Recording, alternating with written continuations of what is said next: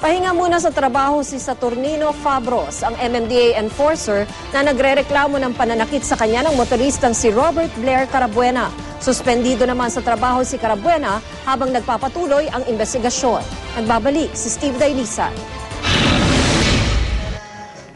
Sa kwadradong bahay na ito sa Payatas, Quezon City, naninirahan si Saturnino Fabros, ang MMDA traffic constable na pinagsasampal ng nasita ng motorista na si Robert Blair Carabuena.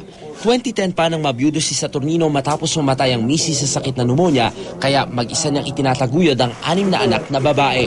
Hindi pa raw nakatutuntong ng kolehiyo ang pangalan ni si Josan dahil kapos ang mahigit 12,000 pisong sweldo kada buwan ni Saturnino na madalas nauuwi lang daw pambayad utang. Ako lang po kasi ang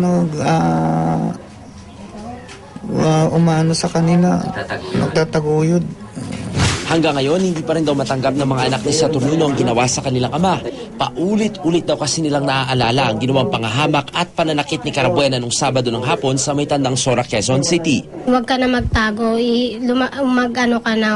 parang lumabas ka, harapin niya na yung kasalanan niya sa papa ko. Pinagpahinga muna ni MMDA Chairman Attorney Francis Tolentino si Fabros sa trabaho. Posibleng sa loob ng opisina raw muna siya idestino. Pero may mensahe si Saturnino sa mga kapwa na constable na madalas biktima ng pagmumura at pananakit ng ilang motorista. Mga kasamahan po ng mga MMDA kung mga ganitong pangyayari po, sana po